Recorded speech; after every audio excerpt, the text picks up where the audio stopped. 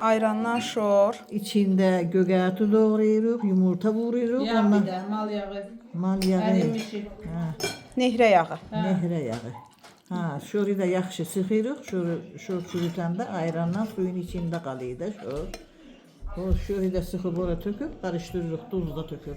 Sonra da belə Sonra da xinqalda qoyuruq, onu qutabını da eləyirik.